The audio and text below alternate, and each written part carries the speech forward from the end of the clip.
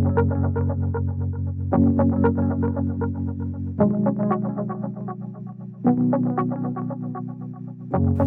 everybody, my name is Jennifer DeShon. I'm an engineer with San Bernardino County Fire, which means I get to drive the fire engine here at Station 23.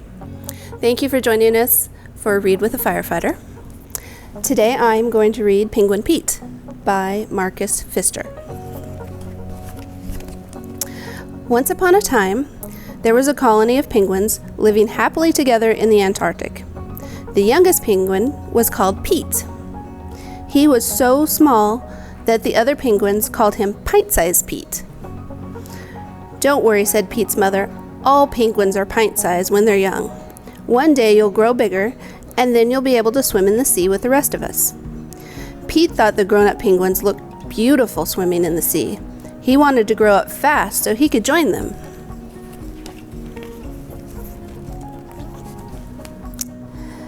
But when the penguins came back in the evening and waddled clumsily to their nesting places, Pete couldn't help laughing. They looked so funny. Grown-up penguins couldn't move about on the ice and snow any better than Pint-Sized Pete. "I'll show them a penguin can move gracefully on land," said Pete to himself, and he began practicing flipper skating every day. It was great fun. He slid about all over the ice and usually ended up on the ground with a thump. Now and then, some of the other penguins, who were Pete's friends, stayed home with him. Then they had a wonderful time playing hide and seek, making snow penguins, and having snowball fights. The time flew by. That is a snow penguin. One day, a flock of birds landed on a patch of ice where the penguins lived, calling and screeching and flapping their wings. Pete marched proudly through the rows of birds. How tiny they were! He felt very big and grown up. "Hello," said one of the birds. "What kind of funny bird are you?" "I'm a penguin," he said. "My name is Pete."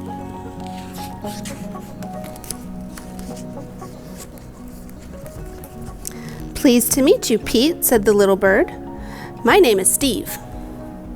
Let's have a flying race." "Don't be silly," said Pete. "I can't fly." "Then it's time you learned," said Steve. "All you have to do is flap your wings hard. Just watch me, it's quite easy."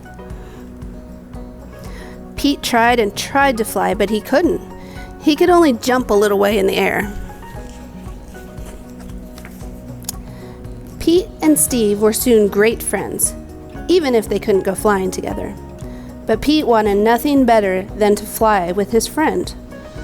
Although he tried to take off over and over again, his flights always ended in a crash landing. See, that's Pete crashing.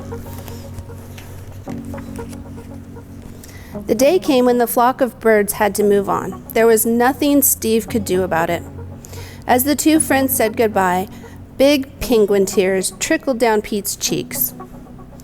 "Never mind, Pete," Steve called back as he flew away. "I'm sure we'll be landing on this patch of ice again next year." Pete was very sad, but his mother knew how to cheer him up. The next morning, he was allowed to go swimming in the sea for the first time. He was very excited, though the thought of diving into the water head first was rather scary. But Pete found two ledges of ice at the water's edge. He climbed cautiously down the ledges and slid backwards into the sea. "I'll do a proper dive tomorrow," thought Pete. Pete's first few strokes were rather clumsy, but soon he was gliding through the cold water like an eel. He could even do a backstroke. He came in last in most of the swimming races, and he lost when the penguins played games. But Pete was a good loser. He never tired of looking at all the fish and seaweed. There was something new around the corner of every rock. What a wonderful, mysterious place the sea was. See, that's Pete underwater with the fish.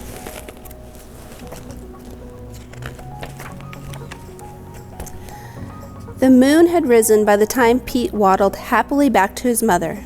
He felt far too tired to tell her about all his adventures, but that could wait until tomorrow. He fell asleep at once and dreamed of Steve, the sea, and the dive he was going to do the next day. And that's the end. Thank you for staying home, and remember to wash your hands for 20 seconds.